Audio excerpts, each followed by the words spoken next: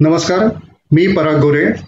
आज पर्यावरण दिनानिमित्त आपण पर्यावरण क्षेत्रात जोमाने काम करणाऱ्या आणि आपल्या कामातून पर्यावरणाचं रक्षण करण्यात यशस्वी ठरत असलेल्या काही निवडक उद्योजकांशी संवाद साधत आहोत. या संवादातून त्यांचं काम जाणून घेण्याची इच्छा आहे. त्यांचं काम, त्यांची जडणघडण, त्यांचा बिझनेस मंत्रा समजून घेत आहोत. आजच्या या भागात आपण पाणिनी जांभेकर यांच्याशी संवाद साधत आहोत. लोकल इंडिया या कंपनीचे ते फाउंडर अँड सीईओ आहेत. जांभेकर सर, मी तुमचं या आजच्या उपक्रमात तुम्ही सहभागी झाला आहात त्याबद्दल तुमचं खूप खूप स्वागत करतो. थँक्यू. तर मी तुमच्याशी गप्पा मारायला खूप उत्सुक आहे, कारण तुमचा जो सगळा प्रवास ऐकला आणि तुमची हा व्यवसाय सुरू करण्यामागची जी प्रेरणा आहे ती खूप वेगळी आहे. तुमचा हा जो लोकल इंडिया हा जो बिझनेस आहे, तर त्याच्याविषयी मला सांगताना मला ऐकायला आवडेल ते म्हणजे सुरुवातीचे जे दिवस होते तुमच्या या व्यवसायाकडे वळतानाच, तर त्याच्यामागची प्रेरणा काय होती आणि या व्यवसायाला सुरुवात कशी झाली? So me first of all Parag Gore sir, तुमचं मनपूर्वक धन्यवाद की तुम्ही मला इथे चान्स देताय, कारण अशा प्लॅटफॉर्मवर बोलण्याची तशी माझी पहिलीच वेळ आहे आणि इतक्या चांगल्या पद्धतीने समाजासमोर अशा काही गोष्टी मांडणं हे तेवढंच महत्वाचं असतं. सो सर्वप्रथम तुमचे आभार. आणि मी हा व्यवसाय सुरू करण्याच्या आधी एक्झॅक्टली डोक्यात काय चाललं होतं आणि ते का तयार झालं हेही थोडंसं अगदी थोडक्यात सांगतो. आमचा मूळ व्यवसाय म्हणजे फॅमिली बिझनेस जो आहे तो Vasumitra life energies private limited नावाने आहे, ज्याच्यामध्ये ऑर्गॅनिक खतं म्हणजे सेंद्रिय खतं आणि औषधं याच्यावर पूर्णपणे संशोधन केलं जातं आणि ती तयार करून मग ती शेतकऱ्यांपर्यंत पोहोचवली जातात. तो जवळजवळ आता भारतातल्या 7-8 राज्यांमध्ये कार्यरत आहे. महाराष्ट्र तर पूर्ण महाराष्ट्रामध्ये आहे. गेले 30 वर्ष साधारण तो बिझनेस आहे, जो माझ्या आईबाबांनी सुरू केला. आणि त्याच्या मागचा मूळ उद्देश असा होता की ज्या वेळेला रासायनिक शेती आपल्याकडे सुरू झाली त्यावेळेला त्यामुळे भरपूर उत्पादन मिळायला लागलं आणि ज्यामुळे शेतकऱ्यांनी आणि साहजिक सरकारने सुद्धा त्याला भरपूर मोठ्या प्रमाणावर प्रोत्साहन दिलं. तो काळ होता सगळा माझ्या ते 60 ते 65च्या दरम्यान, जेव्हा पहिल्यांदा हरित क्रांती झाली. आणि नंतर पुढच्या 10-15 वर्षांनंतर त्याचे हळूहळू दुष्परिणाम आपल्याला जाणवायला लागले, पण ते इतके जाणवत नव्हते की ज्यामुळे लोकांनी डोक्यामध्ये रेड सिग्नल हे करावं आणि काहीतरी त्याच्यावर काम करावं. पण जसं जसं पुढे जात गेलं तसं तसं ते जाणवायला लागले. मग ते फक्त पिकांवरचे नव्हते, तर ते जमिनीवरचे होते, ते नदी म्हणजे पाणी जे आपण रेग्युलर वापरतो त्यातले होते आणि असे सगळ्या पद्धतीने ते दिसत होते. आणि ह्या सगळ्या ह्याच्यात माझ्या आईनी ऍक्च्युली हे सुरू केलं. माझ्या अंदाजे साधारण 85 सालापासून तिने हे काम सुरू केलं आणि ज्याच्यामध्ये मुख्य उद्देश रासायनिक शेतीला शाश्वत असा पर्याय देणं. आणि तो शाश्वत म्हणण्याचं कारण काय की रासायनिक शेतीमुळे खरंच उत्पादन शेतकऱ्याचं तेवढं वाढलं आणि त्यामुळे त्याला शाश्वत जर पर्याय द्यायचा असेल तर आपल्याला फक्त सेंद्रिय शेती करून चालणार नाही, तर ती करताना तेवढं उत्पादन पण मिळालं पाहिजे, शेतकरी पण सधन झाला पाहिजे आणि सेंद्रिय शेतीचे बाकीचे सगळे फायदे आहेत ते मिळाले पाहिजे. म्हणजे काय, जमीन आपली चांगली राहिली पाहिजे, आपल्या पोटात चांगलं अन्न गेलं पाहिजे आणि दुसरं हे की हे सगळं करताना निसर्गाचंही रक्षण झालं पाहिजे. सो त्याच्यावर काम सुरू केलं. माझ्या आईनी त्यावेळेला गांडूळ खत तंत्रज्ञान आणि त्याचा प्रसार यामध्ये पीएचडी केली आणि जी त्यावेळेला आशिया खंडातली पहिली पीएचडी होती त्या विषयामधली. आणि मग तिथनं सगळा प्रवास सुरू झाला आणि मग त्याच्यानंतर मग आता जवळजवळ 30-35 प्रॉडक्ट आहेत की जे मुख्यत्वे सेंद्रिय शेतीला पूरक आहेत आणि दुसरी महत्वाची गोष्ट म्हणजे पूर्णपणे रासायनिक शेतीला पर्याय ठरू शकतात. म्हणजे याच्यात खतं आहेत, काही औषधं आहेत, काही रोगांवरचे नियंत्रणासाठी काही सोल्युशन्स आहेत, हे सगळं आहे. आणि तिथनं हा प्रवास सुरू झाला. मी साधारण मी बीए केलं, त्याच्यानंतर मी तो जॉईन केला आणि मग माझ्या डोक्यात असं यायला लागलं की आपण शेतकऱ्यांपर्यंत ते हे सगळं पोहोचवतोय, पण आपण जो त्याचा कन्झ्युमर आहे त्याच्यापर्यंत त्यांनी पिकवलेलं अन्नधान्य किंवा त्यांनी पिकवलेलं सगळं हे पोचवू शकत नाही. किंवा ते तेवढ्या मोठ्या प्रमाणावर पोचत नाहीये. म्हणून मग याचा विचार फक्त पहिल्यांदा काही काळ सुरू राहिला होता. आणि मग त्याच्यानंतर ज्या वेळेला कोरोना आपल्याला धडकला, त्यावेळेला मग सगळीकडे आपल्या दैनंदिन जीवनशैलीचा विचार व्हायला लागला खूप मोठ्या प्रमाणात. आणि मग असं लक्षात आलं की ह्या पद्धतीची उत्पादनं जर लोकांपर्यंत पोचू शकली तर आणि तरच यातनं आपण बाहेर पडू शकतो चांगल्या मार्गाने, किंवा जास्त त्याचा आपल्याला रिझल्ट चांगला मिळू शकेल. आणि मग त्याच्यावर जास्त स्ट्रॉंगली विचार सुरू झाला. आणि मग हा सगळा अभ्यास करताना एक महत्वाचं जे काय म्हणतात त्याला, आपल्या सगळ्यांनाच जो बाळकडू मिळतो, की पहिले आपल्यामध्ये बघायचं, म्हणजे आपल्या मागे काय घडलेलं आहे त्याच्याकडे बघायचं. आणि त्यामुळे नॅचरली मी आणि माझा जो पार्टनर आहे सिद्धार्थ देवधर, ते आम्ही दोघांनी भारतीय संस्कृतीचा थोडा थोडा थोडा थोडा अभ्यास सुरू केला. कारण आमच्या खताच्या याच्यात सुद्धा त्याचा खूप महत्व आहे. आणि त्याच वरनं ते सगळी खतं आणि औषधं आई बाबांनी आणि आमचे काही पार्टनर्स आहेत त्यांनी तयार केली. आणि मग त्याच्यानंतर जेव्हा असं लक्षात आलं की हे सगळे जे समस्या आपल्याला रोज आता भेडसावायला लागल्या आहेत, म्हणजे अगदी ऍसिडिटी पासून ते कॅन्सर पर्यंत घरोघरी आपल्याला रोजच्या रोज पेशंट्स दिसतात. आणि त्याचं मुख्य कारण हे ह्या पद्धतीचं सगळं तयार केलेलं अन्न, त्याच्यानंतर प्रदूषण आणि अशी वेगवेगळी कारणं जी आपल्या दैनंदिन जीवनशैलीशी निगडीत आहेत. आणि मग आम्ही असं ठरवलं की फक्त खाद्यपदार्थांवर स्वतःला मर्यादित न ठेवता आपण वेगवेगळ्या वस्तू, काही सोल्युशन्स पण लोकांना देणं गरजेचं आहे, ज्यामुळे लोकांची दैनंदिन जीवनशैलीतले रोज येणाऱ्या समस्या हा हळूहळू दूर होऊ शकतील. आणि मग नावावर विचार चालला होता थोडासा, की काय नाव ठेवायचं. मग खूप सारी संस्कृत नावं आणि हे सगळ्याचा विचार झाला. पण त्याच्यातनं असं हे झालं की हे पटकन, म्हणजे आपण आता जे सहजपणे म्हणतो की आपण स्विगी करूयात, डंजो करूयात, हे जे आपण म्हणतो तसं लोकांना ते अंगवळणी पडलं पाहिजे. मग त्या ह्यानी की आपण कशावर काम करतोय तर लोकल गोष्टींवर काम करतोय, आपण कशावर काम करतोय तर कल्चरवर काम करतोय. आणि असं काय काय करत करत ते लोकल्ट हे एक दिवस नाव सुचलं.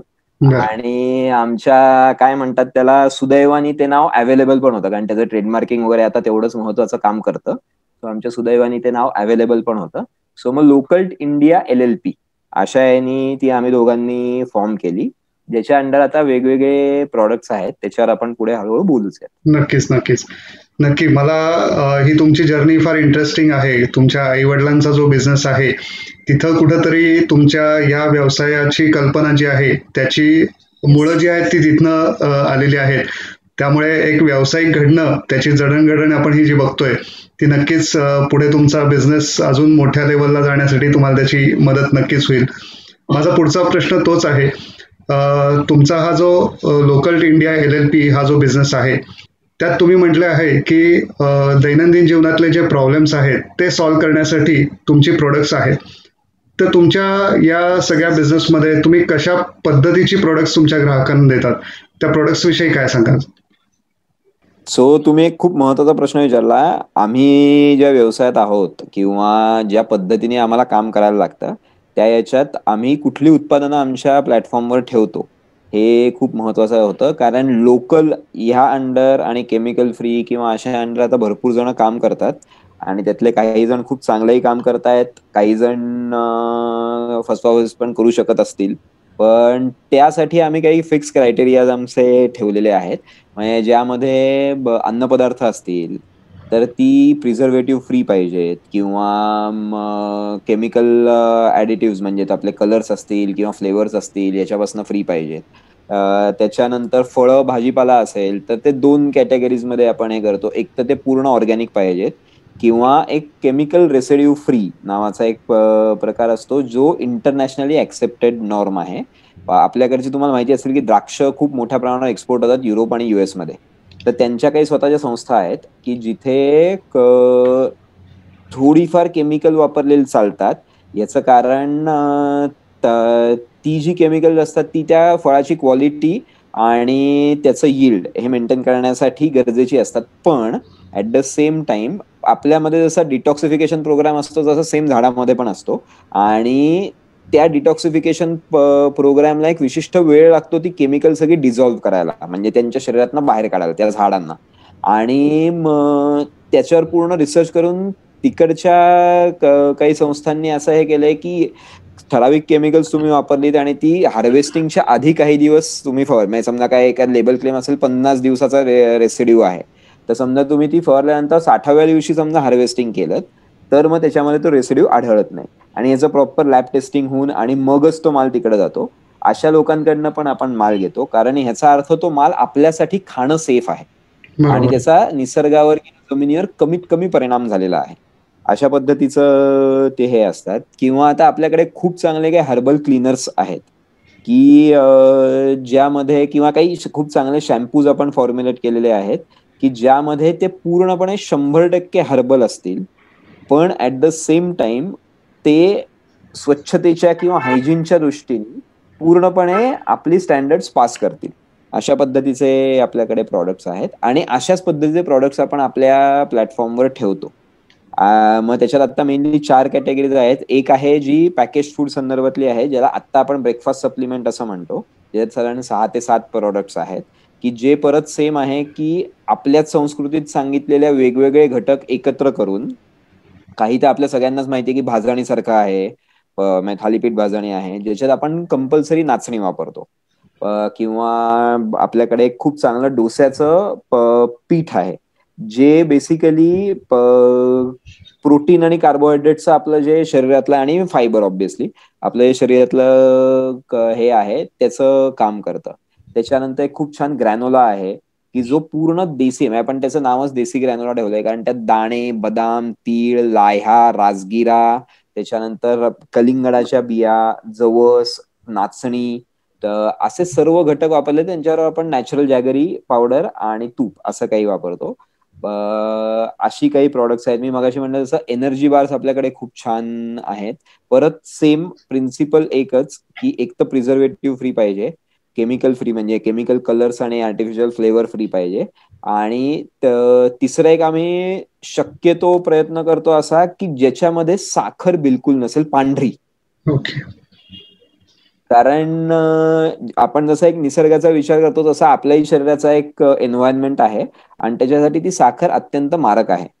असा हे गेले अनेक वर्ष. मग त्याच्याऐवजी काय वापरायचं, तर मग गुळ वापरायचा आणि बरोबर. तोही गुळ कुठला वापरायचा, मग तो नॅचरल गुळ पावडर आता किंवा साधा जो आपला ढेप असते ती वापरायची.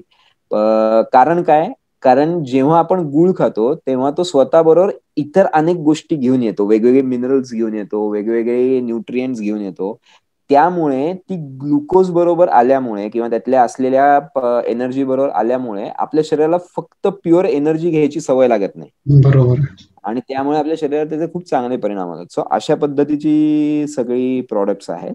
आणि नक्कीच. त्याच्याच बरोबर आता पुढच्या काही काळात काही न्यूट्रास्युटिकल हा एक आता एक खूप चांगला हे सुरू झालेला आहे. त्याच्यातही आपला स्वतःचा काही रिसर्च आहे. स्वतःचा म्हणजे मी जेव्हा स्वतःचा म्हणतो त्यावेळेला तो जो मी मगाशी वसुमित्र लाईफ एनर्जीजचं जे हे केलं, त्याच्यामध्ये आपण माणसांसाठी पण काही हे आहे, जी संजीवन चिकित्सा आहे त्याच्यावर आधारित काही औषधं आहेत, जी आपण आत्ताच्या काळानुसार लोकांना हे करतो.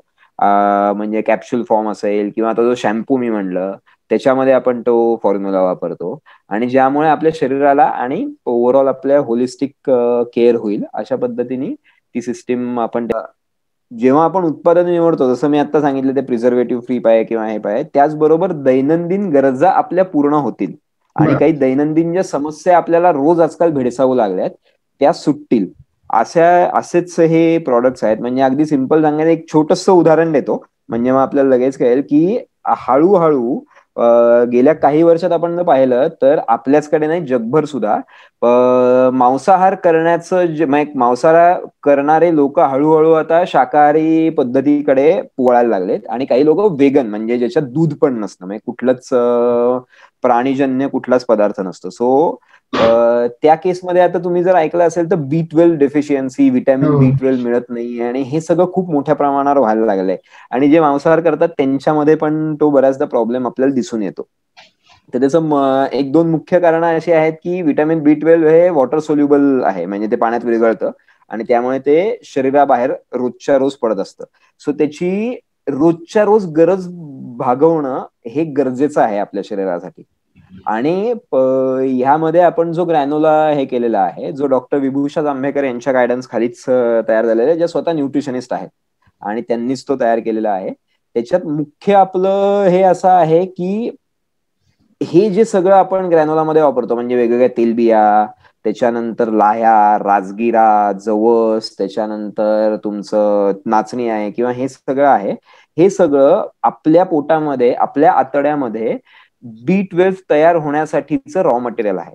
ते दुधाबरोबर घ्यायचंय. दुधामध्ये स्वतः थोडंसं B12 असतंच, पण रोजच्या रोज ते तयार होण्यासाठीचं हे आहे. त्यामुळे ते जर ब्रेकफास्टला घेतलं तर आपल्या सिस्टीमला सवय लागते की वेगळं B12 घेण्याच्या ऐवजी आपल्या शरीरामध्ये आपण ते तयार करू शकतो. म्हणजे त्याला सिंथेसिस असं म्हणतात, B12 सिंथेसिस, की अनेक घटक एकत्र आणून काहीतरी एक चांगलं तयार करणं, दॅट इज सिंथेसिस. आणि ते सो ही जी दैनंदिन गरज आहे आणि जी अनेक व्हेजिटेरियन्स मध्ये किंवा आता नॉन व्हेजिटेरियन्स मध्ये सुद्धा प्रचंड प्रमाणातच लोकांना हवी आहे किंवा ती कमी पडतीये, तर ती आपण इतक्या सोप्या मार्गाने आणि इतक्या सुंदर चवीने, त्यातलं दुसरं महत्वाचं हे आहे की नाही तर लोकांचं हे असतं की पोषण आहार घ्यायचा म्हणजे चवीला मारायचं, नुसतंच काहीतरी कच्चं खायचं किंवा हे असं न करता अशा पद्धतीची आपली सगळी प्रॉडक्ट्स आहेत. याला जरूर मी एक पुढचा प्रश्न विचारतो आणि मग तो त्या प्रश्नाकडे वळू.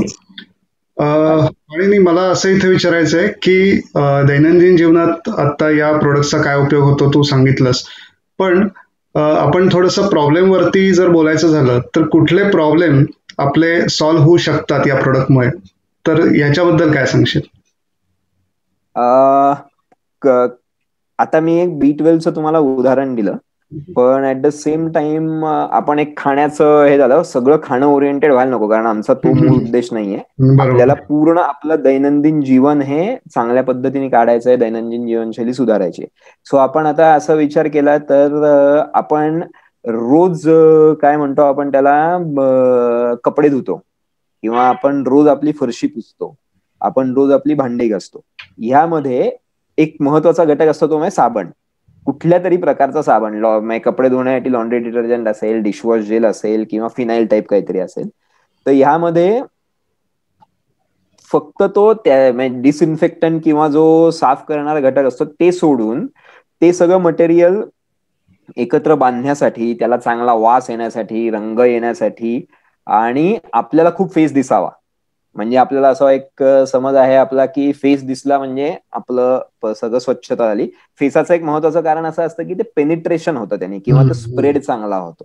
सो तो एक महत्वाचा त्यातला हे असतो. पण तो म्हणजे स्वच्छता नाहीये हे आपण लक्षात घेतलं पाहिजे. ह्यासाठी आपण खूप सारी उत्पादनं आपण रोजच्या रोज वापरत असतो आणि ह्याचा दोन पद्धतीने आपल्याला तोटा होतो. ते केमिकल असतं त्यामुळे ते साफ करणारे ह्याच्यात काही वाद नाही, ह्याच्यात काही शंका नाही, ते करतच साफ. पण याची दोन पद्धतीने आपल्याला प्रचंड तोटा किंवा आपल्याला अनेक समस्यांचं ते मूळ आहे असं आमचं तरी मत आहे. यातलं एक महत्वाचं म्हणजे जेव्हा आपण अशा प्रकारचे साबण वापरतो स्पेशली फरशी पुसण्यासाठी, तेव्हा आपल्या लहान मुलं आपली फरशीवर खेळत असतात, हे असतात. आता लहान मुलांना आपण असं सांगू शकत नाही तू रांगताना तुझ्या तोंडात बोट घालू नको, कारण ते त्यांचं नैसर्गिक हे असतं, ती प्रक्रिया असते, त्यात ते करत असतात. अशा वेळा अनेक अशी केमिकल्स पोटात जात असतात. आता ही सगळी जी केमिकल्स असतात, जसं रासायनिक शेतीतला हे आहे की ही सगळी स्लो पॉइझनिंग सारखी असतात, लगेच ते डायल्युटेड असतं, त्यामुळे लगेच काही आपल्याला हे करायला लागली लहान मुलांना असं नसतं, पण ते आपल्या शरीरात अॅक्युम्युलेट होत राहतं आणि ते अॅक्युम्युलेट होत राहून अल्टिमेटली ते सगळं फॉरेन आहे आपल्यासाठी आणि ते अॅक्युम्युलेट होत राहून ते वेगवेगळ्या समस्या इतक्या लहान वयापासून आपल्यामध्ये तयार करतं आणि मग त्या समस्या अगदी कॉन्सन्ट्रेशन लेवल्स पासनं ते फिजिकल एलिमेंट्स पर्यंत काहीही होऊ शकतात. आणि हे आता साधारण सगळ्यांना माहिती असतं ह्यातनं काय काय होऊ शकतं. हे दुसरा एक महत्वाचा त्यातला आहे की कितीही आपण पाणी फिल्टर करून वापरत असू, काही वापरत असू, अल्टिमेटली ते कुठेतरी निसर्गात परत जातच असतं, कारण जे फिल्टर होऊन त्यातली जी घाण असते ती बाहेर काढली जाते, ती बाहेर कुठेतरी निसर्गात नदीत जाईल, जमिनीत जाईल, कुठेतरी जात असते आणि ती जेव्हा त्याच्यात जाते तेव्हा त्याचे अत्यंत मोठ्या प्रमाणावर दुष्परिणाम आपल्या निसर्गावर होत असतात आणि परत ते सगळं आपल्या अन्नचक्रामध्ये फिरत राहतं, वेगवेगळ्या माध्यमातून फिरत राहतं. हे दोन महत्वाचे काय म्हणतो आपण त्याला प्रॉब्लेम्स हे आपण स्वतः तयार केलेले आहेत आणि तुम्ही जसं म्हणलात की ही एक समस्या आहे, स्वच्छता तर राखणं गरजेचं आहे, डिसइन्फेक्शन हे गरजेचं आहे, याच्याबद्दल कुठलं दुमत नाहीये. मग असं काही आपल्याला देता येईल का की ज्यामुळे आपण खूप चांगल्या प्रकारे आपलं हायजीन मेंटेन करू शकू आणि दुसरी गोष्ट हे जे सगळे दुष्परिणाम आहेत हे टाळू शकू. मग त्यासाठी आम्ही जेव्हा शोधत होतो तेव्हा म्हणजे आपण असं म्हणतो ना की जेव्हा तुम्ही खरंच मनापासून शोधत असता तेव्हा तुमच्या समोर त्या गोष्टी हळूहळू यायला लागतात. त्याला थोडा वेळही लागू शकतो पण त्या यायला लागतात. सो आम्हाला गोखले हर्बल सारखी एक कंपनी मिळाली, ज्याचे मालक आहेत चारुदत्त गोखले. कदाचित तुम्ही ऐकून पण असाल, कारण ओळखतो पुण्यामध्ये मी आणि त्याला. ओव्हरऑल त्यांचं खूप मोठं काम आहे आणि खूप जेन्युअन काम आहे. आणि त्यांचे आपण प्रोडक्ट्स करायला सुरुवात केली. सुरुवातीला आम्हाला थोडासा प्रॉब्लेम आला, कारण त्याच्या किमती किंवा हे. पण त्यांचं एक थोडंसं श्रेय मी असं हे करीन की प्रत्येक फीडबॅकला ते योग्य पद्धतीने रिस्पॉन्स देत होते. कारण विनेगार बेस म्हणल्यावर त्याचा वास, हे म्हणल्यावर हे सगळं, पण ते ही सगळे प्रॉब्लेम्स आम्ही योग्य पद्धतीने सॉल्व्ह करून आता लोक ते अप्रिशिएट करायला लागलेत की एवढ्या चांगल्या पद्धतीने कम्पॅरेटिव्हली कमी खर्चात. म्हणजे मी असं नाही म्हणणार जे आपल्याला ₹50 लिटरवालं फिनाईल मिळतं त्याच्यापेक्षा आपलं स्वस्त आहे, तर ते असूच शकत नाही. बरोबर. पण कम्पॅरेटिव्हली कमी खर्चामध्ये किंवा योग्य खर्च, म्हणजे कमी खर्चापेक्षा मी म्हणेन योग्य खर्चामध्ये आपण ह्या पद्धतीची सगळी निगा राखू शकतो. आणि हाच आमचा मुख्य उद्देश आहे. किंवा आपण जो शॅम्पू तयार केला, जो शॅम्पू परत फॉर्म्युलेशन जे आहे ते संजीवन चिकित्सेमध्ये त्याचं मूळ आहे, ज्याच्यामध्ये आपण वेगवेगळ्या, म्हणजे आता रिठा आहे, आमला आहे, तुलसी आहे, असे सगळे घटक आहेत. त्याच्यावर पॉलिगोनम नावाची एक वनस्पती वापरली. पॉलिगोनम ही खूप काळापासनं काय म्हणतो आपण त्याला, केस काळे व्हावे किंवा आपले केसांची ओव्हरऑल होलिस्टिक हेल्थ सुधारावी याच्यासाठी ते काम करतं. आणि मग त्याच्यावर बराच रिसर्च केला आणि हे केलं आणि त्याच्यापासून तो फॉर्म्युलेट करून घेतला.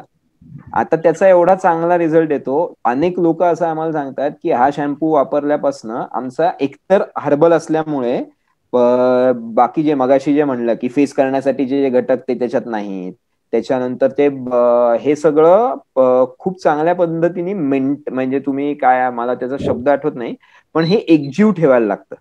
आणि ते कारण हे वेगवेगळे घटक मिक्स करतात आणि ते एकजीव ठेवायला लागतात, नाहीतर ते खाली वर झाले की मग त्याचा त्या पद्धतीने उपयोग होत नाही. सो त्याच्यासाठी काही केमिकल्स वापरले जातात, ही कुठलीही आपण वापरत नाही. तुम्ही जे बरोबर. पण पाहिलं असेल आयुर्वेदिक जेव्हा आपण काढे घेतो तेव्हा ते सांगतात की शेक वेल बिफोर यूज. याचं मुख्य कारण तेच असतं, ते एकजीव ठेवण्यासाठी त्यात काही घातलं जात नाही. त्यामुळे सो आपण ते सगळं असल्यामुळे, पण लोक असं सांगतात की हे सगळं आहे, फेस कमी होतो वगैरे वगैरे. सुरुवातीला आम्हाला थोडंसं ऑड वाटायचं, पण एक तर केमिकल डोक्यावर रोज जात नाही, रोज किंवा जेव्हा शॅम्पू करतात तेव्हा जात नाही. आणि दुसरी गोष्ट म्हणजे ते सगळं कोरडं पडतं शॅम्पू लावल्यावर, म्हणून कंडिशनर वापरायला लागतो, तोही वापरण्याची गरज याच्यातनं लागत नाही. बरोबर. सो अशा पद्धतीने पूर्ण विचार करून केलेले वेगळे प्रॉडक्ट्स आहेत आणि जे सोल्युशन्स म्हणूनच काम करतात. हे नुसते एफएमसीजी प्रॉडक्ट्स की मी ₹10 दिले, बिस्किट घेतलं, तात्पुरतं मला वाटलं की गोड असतं त्यामुळे वाटलं की माझं पोट भरलं, असं न होता दूरगामी चांगले परिणाम करण्यासाठी तयार केलेले प्रॉडक्ट्स आपण लोकांपर्यंत पोहोचवतो. नक्कीच, नक्कीच. अगदी खूप बारीकाईने विचार केलेला आहे प्रत्येक प्रॉडक्ट तुमच्या व्यवसायामध्ये सिलेक्ट करताना आणि तुमच्या ग्राहकांपर्यंत पोहोचवताना. नक्कीच. पाणिनी, मला इथे असं एक विचारायचं आहे, ते म्हणजे आपला हा इंटरव्ह्यू जो आहे तो असंख्य लोक बघतायत, नव्याने उद्योगात येऊ पाहणारे पण लोक आहेत याच्यामध्ये आणि पुढेही बघत राहणार आहेत.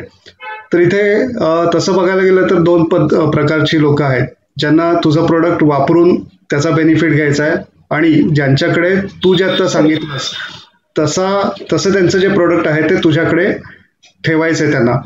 तर या दोन्ही प्रकारच्या लोकांसाठी तू काय सांगशील? त्यांनी तुला कसं अप्रोच व्हायचं किंवा त्याबद्दल काय सांगशील?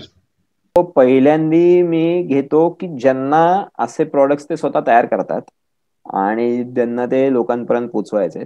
सो ह्याच्यासाठी एकतर माझा नंबर आणि ह्याच्यावरून तुम्ही कॉन्टॅक्ट करू शकता. आणि त्यातलं महत्वाचं हे असं आहे की पहिला काही काळ आपण ते ट्रायल बेसिसवर घेतो. ओके.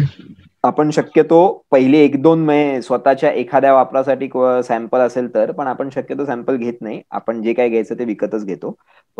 याचं कारण शेवटी प्रत्येक जण हा स्वतःच्या खिशातनं किंवा अशा पद्धतीनेच पैसे खर्च करून हे सगळं करत असतो आणि बरोबर. त्यामुळे आपण ते हे करतो, विकतच घेतो त्यांच्याकडनं आणि ते लोकांना देऊन पाहतो. लोक काय म्हणतात त्याच्याबद्दल. कारण आता आपण जवळजवळ पुण्यामध्ये साधारण 500 ते 600 लोकांना रेग्युलर बेसिसवर वेगवेगळ्या गोष्टी पुरवतोय. आणि त्यामुळे जेव्हा आपण जातो तेव्हा आपण लोकांना रिक्वेस्ट करतो की तुम्ही हे प्रॉडक्ट वापरून बघा आणि तुम्हाला काय वाटतंय ते सांगा. एकदा ते त्यांच्याकडनं फीडबॅक आले की मग ते कसं कंटिन्यू करायचं, कसं हे करायचं ते आपण पुढचं सगळं ठरवू शकतो. कस्टमर्सच्या दृष्टीने आपण विचार केला, ज्यांना हे प्रॉडक्ट्स हवे आहेत, तर सुरुवातीला आम्ही जवळजवळ सगळ्यांसारखी सुरुवात केली की आम्ही व्हॉट्सअपवर, फेसबुकवर टाकत होतो. त्याच्यात 2 महत्वाचे फायदे आम्हाला असे झाले की आम्ही लोकांशी जोडले गेलो, पर्सनली जोडले गेलो. कारण जशी माउथ पब्लिसिटी व्हायला लागली तसे आम्ही जोडले गेलो. आणि दुसरा महत्वाचा फायदा असा की त्यामुळे आम्हाला अंदाज आला की आम्ही योग्य पद्धतीने काम करू शकतोय का नाही. पण यातला छोटासा आमचा तोटा मी एक जनरल शेअर करतो. तोटा इन द सेन्स तोटा नाही म्हणणार मी त्याला, पण ती त्याची लिमिटेशन आहे की हे सगळं करताना जेव्हा तुमच्याकडे खूप मोठ्या प्रमाणात ऑर्डर्स येतात त्यावेळेला व्हॉट्सअप सारख्या माध्यमातून किंवा फेसबुक सारख्या माध्यमातून त्याचं रेकॉर्ड मेंटेनन्स हा थोडासा प्रॉब्लेमॅटिक विषय होतो. कारण एका दिवशी समजा आता आपण अंजिरा विकतोय तर एका दिवशी एकदम 150 ऑर्डर आल्या, तर तुम्ही प्रत्येक चॅट चेक करणं, प्रत्येक मेसेंजरवरचा मेसेज चेक करणं हे खूप अवघड होतं. आणि त्यामुळे मग हे सगळं जेव्हा घडत होतं त्यावेळेला मग आम्ही असं हे केलं की आपल्याला लवकरात लवकर अद्ययावत होणं गरजेचं आहे. एक तर ती काळाची गरज आहे. आता जे काही लोकांसमोर मांडायचं ते योग्य पद्धतीने मांडणं गरजेचं. सो आपण एक वेबसाईट लॉन्च केली त्याच्यासाठी, localtlifestyle.in नावाने, ज्याच्यावर आपले सगळे प्रॉडक्ट्स आपण ठेवतो आणि या माध्यमातून लोक ते विकत घेऊ शकतात. आणि मग ती वेबसाईट आता अगदी तुम्हाला सांगायचं तर बेबी स्टेप्स काय कशाला म्हणतात, कारण हे मागच्या सप्टेंबरमध्ये आम्ही कंपनी सुरू केली, लिगली सुरू केली. आणि त्या याच्यात अगदी 2 दिवसापूर्वी, 2 दिवस सुद्धा नाही, काल आमचा पेमेंट गेटवे त्याच्यावर पूर्ण बसला. इतके दिवस आम्ही फक्त कॅश ऑन डिलिव्हरी करत होतो, पण आता पेमेंट गेटवे काल आमचा त्याच्यावर सुरू झाला, इंटिग्रेट झाला. आणि त्या माध्यमातून तुम्ही हे करू शकता. आम्ही वेगवेगळ्या व्हिडिओ सिरीज प्लॅन करतोय, त्याचं काही थोडं शूटिंग आणि हे सगळं चालू आहे की अदर दॅन प्रॉडक्ट्स अनेक समस्या अशा आहेत किंवा अनेक विषय असे आहेत की जे लोकांपर्यंत पोहोचणं गरजेचं आहे. सो ते सुद्धा आम्ही सुरू करतोय, ज्या माध्यमातून सुद्धा लोक कनेक्ट होऊ शकतात. कारण बऱ्याचदा आजकाल असं मी पाहिलंय की अनेक लोक असे असतात की खरंच जेन्युअनली चांगली जीवनशैली स्वतःची फॉलो करत असतात. प्रत्येक वेळेला काय त्यांना काहीतरी विकलंच पाहिजे असं काही नाही, पण त्यांच्याकडनं एक तर आपण काहीतरी विषय पण चांगला घेऊ शकतो किंवा त्यांना अजून एखादा विषय नवीन आपण देऊ शकतो की तुम्ही ह्याचाही विचार करू शकता किंवा अशा आहे. सो तो एक आपण आता सुरू करतो, ज्याच्यात व्हिडिओ ब्लॉग्स आणि टेक्स्ट ब्लॉग्स, म्हणजे आपण जे नॉर्मल ब्लॉग्स असतात आपले, ते आपण आता काही दिवसात सुरू करतोय. नक्कीच जसं मगाशी मी म्हटलं की असंख्य लोक हा आपला इंटरव्ह्यू बघतायत. सरांची जी प्रोडक्ट्स आहेत ते अवेलेबल करून घ्यायचे असतील तर आपण डिस्क्रिप्शन मध्ये त्यांचे कॉन्टॅक्ट डिटेल्स आणि वेबसाईटचा उल्लेख आपण करतोच, तर त्यांनी सरांना नक्की कॉन्टॅक्ट करावा. व्यवसाय म्हटलं की चॅलेंजेस त्याच्याबरोबर येतातच, पार्ट ऑफ बिझनेस. तर आत्ताच तुम्ही म्हटलात की बेबी स्टेप्स आहेत आणि तुम्ही काही गोष्टींचा वापर करतात, तर तुमच्या या व्यवसायामध्ये काही चॅलेंजेस आले का आणि तुम्ही त्यांना ओव्हरकम कसं केलं, काय शेअर कराल आमच्या बरोबर? मी तुम्हाला खरं सर सांगू का, खऱ्या अर्थाने आम्ही ऑगस्ट सप्टेंबरच्या दरम्यान पूर्णपणे कामाला सुरुवात केली. सो अजून त्या पद्धतीने म्हणावे तसे चॅलेंजेस आलेले नाहीयेत. एकच छोटासा सांगतो मी, त्यावेळेला तो आमच्यासाठी कुठल्या चॅलेंजेसला तुम्ही तयार आहात असं सुद्धा विचारायचंय. हो तेही सांगतो, पण एक छोटासा चॅलेंज सांगतो जो आज प्रत्येक जण फेस करतोय आणि तो आम्ही पण केला. झालं असं होतं की सप्टेंबर मध्ये मला थोडीशी कोविड सारखी सिम्पटम्स आली होती आणि कोविड नव्हता, पण सगळी एकूण परिस्थिती बघता मला डॉक्टरने सांगितलं गप घरी बस, 20-25 दिवस काय हालायचं नाही.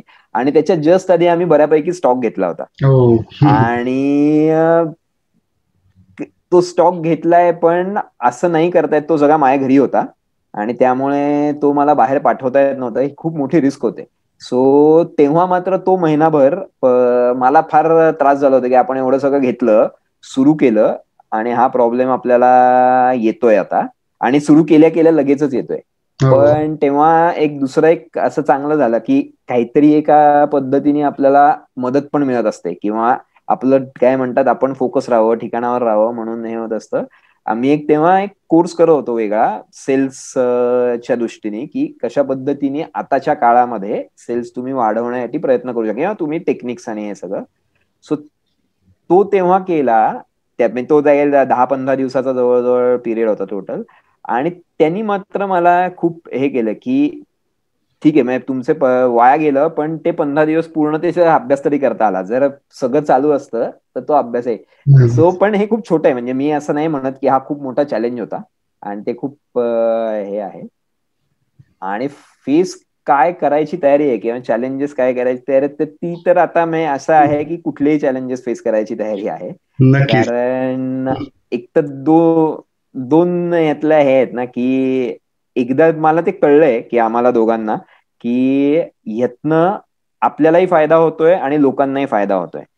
खूप मोठ्या प्रमाणावर गिव्ह अँड टेक आहे, खूप मोठ्या प्रमाणावर विन विन सिच्युएशन आहे, आणि फक्त आर्थिक नाहीये, तर ती बरोबर आहे. सर्व प्रकारची आहे. आर्थिक तर आहेच आणि ती महत्वाची पण आहे, पण नक्कीच. ती सर्व प्रकारची विन विन सिच्युएशन आहे. सो त्यामुळे जे चॅलेंजेस येतील, म्हणजे वेबसाईट करताना थोडे चॅलेंजेस आम्हाला आले होते, किंवा ओके, पेमेंट ओके. गेटवे करायचा नाही करायचा, 2.5% घेतात, 3% घेतात, हे ओके, सगळे छोटे छोटे छोटे छोटे चालू आहेत. पण अजून असा खूप मोठा असा चॅलेंज आम्ही ओके, फेस नाही केलेला कुठला. Okay, okay. चॅलेंजिंग म्हणताना मला अजून एक असं विचारायचं आहे, कारण का FMCG प्रोडक्टमध्ये भरपूर साऱ्या वेबसाईट्स आहेत, ई-कॉमर्स साईट्स आहेत, मोठमोठे ब्रँडेड कंपन्या पण आलेल्या आहेत. तर कॉम्पिटिशन हा एक चॅलेंज वाटतो? हो, कॉम्पिटिशन हा नक्कीच चॅलेंज आहे, पण तो एवढ्या मोठ्या लोकांकडनं नाहीये अजून. बरं. ओके. तो कॉम्पिटिशन हा चॅलेंज कोणाकडनं आहे, जे माझ्यासारखे काम करतायत ओके. त्या लोकांकडनं मात्र आहे, पण तो हेल्दी कॉम्पिटिशन आहे. म्हणजे ते काय असं नाहीये की तू कसं करतो मीच करतो, असं नाहीये. बरोबर पण आहे. ती हेल्दी कॉम्पिटिशन आहे, आणि तो चॅलेंज मात्र आहे. मोठ्याकडनं चॅलेंज अजून नाहीये, ह्याचं कारण ते खूपच मोठे आहेत सर्वच बाबतीत. मोठं. ते खूपच मोठे आहेत. त्यामुळे मी काही केलं तरी आत्ता त्यांना काही फरक पडणार नाहीये, आणि त्यांनी काही केलं तरी आत्ता मला काही फरक पडणार नाही. बरोबर. आणि दुसरी महत्वाची गोष्ट जी माझ्या आई बाबांनी किंवा माझ्या मोठ्या भावांनी मला सांगितली, की मार्केट खूप मोठं असतं. ऍक्च्युली. असं खूप आता रिलायन्स ही एवढी मोठी कंपनी आहे, पण तरीही त्याच्याबरोबर खूप मोठ्या कंपन्या आहेत, लहान कंपन्या आहेत, जे स्वतःचं मार्केट नक्की, तयार करत असतात नक्की. आणि मोठे होत असतात. सो तो एक नाही, मला महत्वाचा. इथे खूप चांगलं, मी पण ब्रँडिंग प्रमोशन पब्लिसिटीमध्ये काम करतो, हो, आणि हा एक काळ जो आहे तो प्रत्येकाचा लॉयल कस्टमर बेस तयार होतोय. त्यामुळे येस. मी नक्कीच सांगेन, इथे शेअर करेन की तुमची प्रोडक्ट्स तुम्ही हे चांगला थॉट घेऊन पुढे येत आहेत आणि हा व्यवसाय सुरू केलेला आहे, तर नक्कीच तुमचा एक लॉयल कस्टमर बेस तुमच्याशी कायमस्वरूपी, मग कितीही कॉम्पिटिशन आली तरी तो तुमच्या बरोबर कायमस्वरूपी राहणार, याच्यात काही वाद नाही. पुढचा एक प्रश्न मला असं विचारायचा आहे की आपण एखादा व्यवसाय उभा करतो आणि तो बऱ्याच अडचणींमधनं तो पुढे पुढे जात असतो.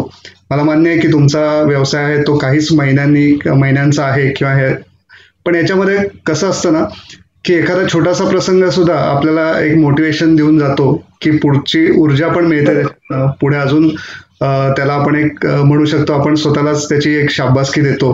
तर असा एखादा कुठला प्रसंग आमच्या प्रेक्षकांबरोबर शेअर कराल का, की ज्याच्यातनं तुम्हाला एक येस. स्वतःचं एक कौतुक वाटलं, किंवा काय सांगाल?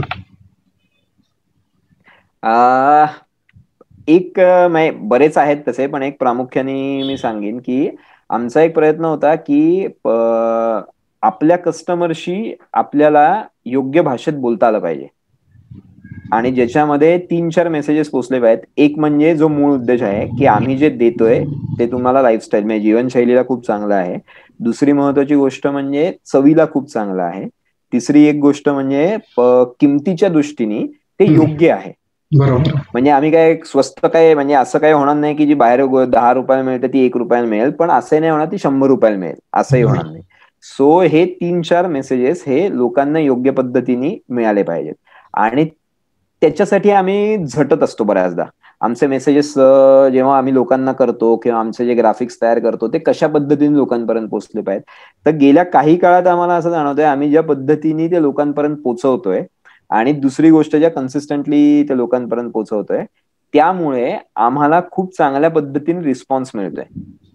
मग त्याच्यामध्ये वेगवेगळे असेल म्हणजे फोटो, म्हणजे आता तुम्ही तर ब्रँडिंग आणि ह्याच्यात स्वतः काम करता, त्यामुळे फोटोजचं महत्व काय आहे, मेसेज देण्यातल्या कुठली गोष्ट हायलाइट करावी कुठली नाही, हे काय, ह्याचा आम्हाला हळूहळू आता अंदाज यायला लागलाय आणि ह्याचा आम्हाला खूप फायदा होतोय. म्हणजे आधी आम्ही खूप फीचर ओरिएंटेड काम करायचो किंवा खूप पल्लाळ लावायचो की मग आमचं असं मग आमचं तसं. आता हळूहळू आम्हाला लक्षात येतंय की इतकं कोणी वाचत नाही, कारण कोणाला वेळ नसतो एवढा, बरोबर आहे. किंवा एवढं कोणी ऐकत नाही कारण कोणाला वेळ नसतो. मग आपल्याला कमीत कमी भाषेत योग्य पद्धतीने तो मेसेज पोचला पाहिजे. बरोबर सो आहे. त्या दृष्टीने आम्ही अपग्रेड होतोय, थोडे थोडे झालोय आणि त्याचा आम्हाला फायदा दिसतोय. सो ते आमच्यासाठी खूप आनंदाचं आणि काय म्हणतात एक सकारात्मक चित्र दाखवणारं हे आहे नक्कीच. आणि त्याच्यात तुमचा फोन येणं, म्हणजे हे सगळं चालू असताना तुमचा फोन आला कुठनं तरी येतनं, हाही एक महत्वाचा फॅक्टर त्याच्यात आहे. नक्कीच पाणिनी, तुम्ही आम्हाला तुमच्या व्यवसायाची ही जी माहिती देतायत त्याच्यातनं खूप नॉलेज मिळतंय आणि आमचा जो ऑडियन्स आहे त्यांना लर्निंग पण मिळतं आहे. मला पुढे एक आवर्जून प्रश्न असा विचारायचा आहे, कारण का मगाशी म्हटलं तसं भरपूर लोक हा इंटरव्ह्यू ऐकतायत आणि त्याकरता मला हा विचारायचा आहे त्यांच्याकरता खास प्रश्न, म्हणजे तुमचा ग्राहक वर्ग कोणता? सो बेसिकली तसा आपण विचार केला तर प्रत्येक जणच आमचा ग्राहक वर्ग होतो, कारण दैनंदिन जीवनशैलीसाठी जे जे काय लागतं ते देणं हे आम्ही आमचं काम समजतो किंवा आमचं जबाबदारी समजतो. पण आपण जो ओव्हरऑल विचार केला तर ह्या प्रकारची उत्पादनं घरी आणायचं हे कोण ठरवतं, तर मोस्टली आई आजी हे लोक ठरवतात की आपल्या घरी काय आलं पाहिजे. मग ते जरी आता म्हणजे आपण असं म्हणू की आपण आता वेगळ्या काळात आहोत आणि फक्त काम काय म्हणतात घरी घरकाम करणं एवढंच आता आई करत नाही किंवा हे करत नाहीत, पण तरीही ह्या प्रकारची जी उत्पादनं आहेत ती घरी आणण्याचं मुख्य काम आई आणि आजी करतात. सो ते आमच्या दृष्टीने महत्वाचे आमचे ग्राहक आहेत की जे खूप मोठ्या प्रमाणावर चॉईसेस इन्फ्लुएन्स करतात बरोबर. आणि जे पूर्णपणे विचार करून कुठलीही गोष्ट घेतात. म्हणजे जरी मॅगी कुठली आई घेत असेल किंवा हे घेत असेल तरी त्याला एक लिमिट असतं. आपलं मॅगीच खात राहिलंय असं नसतं. कधीतरी मी म्हटलं बरोबर. तसं चव आणि आपल्या मनाचं काय समाधान हे तेवढंच महत्वाचं आहे. मग त्या दृष्टीने पण ते करतात. पण चोखंदळ वर्ग सर्वात जास्त माझ्या दृष्टीने तो असतो किंवा असा विचार करणार, म्हणजे प्रत्येक वेळेला ते आई आणि आजी असं असतं नाही, पण अशा पद्धतीने विचार करणारा प्रत्येक जण हा आमचा ग्राहक वर्ग आहे. आणि बरोबर. आतापर्यंत तो आम्हाला खूप चांगल्या पद्धतीने रिस्पॉन्स देतोय आणि बरं. तो तेवढ्याच चांगल्या पद्धतीने आम्हाला निगेटिव्ह फीडबॅक पण बऱ्याचदा देत असतो. म्हणजे असं काही हे नाहीये की सगळं चांगलं चांगलं चांगलं हे होतं. बऱ्याचदा मगाशी तुम्ही जसं चॅलेंजेस म्हणलात तसं छोट्या छोट्या गोष्टी की डिलिव्हरी सर्व्हिस आम्ही देतो, तर त्या डिलिव्हरीमध्ये काही काही वेळेला प्रॉब्लेम्स येतात, फळं वगैरे असली तर दबली जाणं किंवा हे सगळं होतं. सो तो वर्ग आम्हाला योग्य पद्धतीने फीडबॅक्स पण देत राहतो बरोबर. किंवा तो आम्हाला नवीन लीड्स पण देत राहतो की तुम्ही यांच्याकडनं काही गोष्टी घेऊ शकता किंवा हे करू शकता, कारण इतकं लक्ष असतं. हम्म, हम्म, हम्म. म्हणजे एवढं सगळं काम आणि हे असतं तरी एवढं जास्त लक्ष असतं सगळीकडे की त्यामुळे ते आम्हाला योग्य पद्धतीने फीडबॅक्स पण देत असतात. सो तो आमचा मुख्य ग्राहक वर्ग आहे. नक्कीच, नक्कीच. नक्कीच. आता तू जसं म्हणालास तसं आपल्या ग्राहकाला समोर ठेवून जर सगळं काम केलं तर आपल्याला काहीच इकडं तिकडं बघावं लागत नाही. तोच आपल्याला अजून पुढे घेऊन जातो. अगदी बरोबर बोललास. आता तुझ्या या व्यवसायामध्ये काही अचिव्हमेंट्स काही मिळवल्या असतील तर त्याच्याबद्दल ऐकायचं आहे, किंवा कुठल्या सामाजिक संस्थांशी काही निगडीत असशील तर त्याबद्दल काय सांगशील? सो अचिव्हमेंट्स पर से अजून त्या पद्धती नाहीये, पण आम्ही अशा अनेक लोकांना अप्रोच झालोय आणि ओके. जे मधल्या काही काळात लॉकडाऊन आणि ह्या सगळ्यामुळे ते थांबलं, पण ते परत सुरू होईल, ज्याच्यामध्ये अगदी म्हणजे लाकडी खेळणी तयार करणाऱ्यांपासनं ते आंधळी जी मुलं असतात, अंध जी मुलं असतात किंवा नागरिक असतात, ते अनेक असे वेगवेगळे प्रॉडक्ट्स तयार करतात. सो त्यांचे आपण काही प्रॉडक्ट स्वतः हे करून ते आता त्याचं काम आपण सुरू करतोय. ओके. आणि त्याच्यात दोन मुख्य हे आहेत की त्यांना एक तर फायदा व्हावा, त्यांची गोष्टी जास्तीत जास्त लोकांपर्यंत पोहोचाव्यात आणि समाजामध्ये पण त्यांच्याबद्दल एक जागरूकता निर्माण व्हावी, कारण तोही तेवढाच महत्वाचा घटक आहे जो कदाचित कोरोना काळामुळे थोडासा दुर्लक्षित झाल्यासारखा असू शकतो. बरोबर. कारण आपला समाज तसा जागरूक आहे, त्यामुळे असं होत नाही. पण कोरोनामध्ये आपण इतके घराघरात सगळे हे राहिलो की त्यामुळे तो समाज म्हणजे तो एक वर्ग आहे जो काही कारणाने थोडासा वंचित झाला, शारीरिक मानसिक दृष्ट्या सुद्धा असू शकतो. पण तो समाज आज खूप महत्वाचं काम करतोय या सगळ्या ह्याच्यात. आणि अगदी सॅनिटरी पॅड्स बनवण्यापासनं ते अनेक मोठ्या मोठ्या गोष्टी म्हणजे साड्या विणण्यापर्यंत सगळ्या ही लोक एक करत असतात. सो त्यांना सपोर्ट व्हावा आणि त्यांच्याबद्दल जागृती व्हावी. सो ते आपण काही हे पुढे करणार आहोत. नक्कीच नक्कीच. पाणिनी, आता आपण आपल्या या इंटरव्ह्यूच्या उत्तरार्धामध्ये आहोत आणि मला एक याच्यातला एक असा प्रश्न विचारायचा आहे, कारण का तू एक उद्योजक म्हणून खूप म्हणजे एखादा व्यवसाय हातात घेतोय तर त्याच्या मागे मोठी थॉट प्रोसेस लावून तू भरपूर त्याच्यावरती अभ्यास केलास आणि या व्यवसायामध्ये उतरला. तर तुझ्या अनुभवातून तू नव्याने उद्योगात येणाऱ्या उद्योजकांसाठी तुझ्या अनुभवाच्या शिदोरीतनं कुठला बिझनेस मंत्र त्यांनी आत्मसात करावा, काय सांगशील तू? मी असं पर्सनली सांगेन की आपल्याला जे वाटतंय ते योग्य पद्धतीने समाजामध्ये अप्लाय होऊ शकतं का याचा अभ्यास करून त्यावेळेला ते योग्य पाऊल उचलून त्याच्यावर काम सुरू करणं, हाच बिझनेस मंत्र आत्ता मला सांगता येईल. कारण मी परत मगाशी म्हणलं जसं मी जस्ट सुरुवात केली आहे, सो एवढा बिझनेस मंत्र देणार का नाही. पण एक नक्की की त्याच्या मागचा विचार हा खूप चांगला पाहिजे आणि त्याच्या मागचं ऍप्लिकेशन म्हणजे कुठलाही तुमचा कस्टमर असू शकतो, असं काही हे नाहीये, पण त्याचं ऍप्लिकेशन हे योग्य पद्धतीने होईल का, आपण जो विचार करतो तो योग्य पद्धतीने आपण अप्लाय करू शकतो का, हा विचार करून जर आपण पुढे गेलो तर बऱ्याचशा अडचणी किंवा येणारे चॅलेंजेस जे आहेत ते आपण आधीच काय म्हणतो आपण त्याला संधीमध्ये रूपांतरित करून टाकतो. कारण आपण त्याचा आधी पूर्ण विचार केलेला असतो बऱ्यापैकी. पूर्ण असा होत नाही कधी जोपर्यंत प्रॅक्टिकली करत नाही तोपर्यंत, पण बऱ्यापैकी आपण तो हे केलेला असतो. सो तो हे आहे की पूर्ण विचार करून त्यात उतरणं आणि मग जे जे आपल्याला दिसेल आपल्या मनामध्ये की हे चांगलं होतंय आणि हे अशा पद्धतीने मोठं करणं गरजेचं आहे, मग त्यासाठी सतत झटत राहणं हे आहे. नक्कीच. पाणिनी, तू आज इथे आलास आणि पर्यावरण दिनानिमित्त आम्ही जो हा संवाद सत्र जे सुरू केलं होतं त्याच्यामध्ये एक उद्योजक म्हणून तू आज पार्टिसिपेट झालास आणि तुझे विचार व्यवसायामागचे मांडलेस, त्याबद्दल मी तुझे आभार मानतो आणि तुला पुढच्या तुझ्या वाटचालीसाठी खूप खूप शुभेच्छा देतो. Thank you so much. Yes sir. Business मंत्राचं विशेष आभार, कारण अशा नवीन याला एवढा कमी हे असलेल्या याला सुद्धा तुम्ही आज इथं हे केलं, म्हणजे आमच्यासाठी हे खूप महत्वाचं प्रोत्साहन आहे आणि ते घेऊन आम्ही अजून जास्त चांगलं काम करू शकू.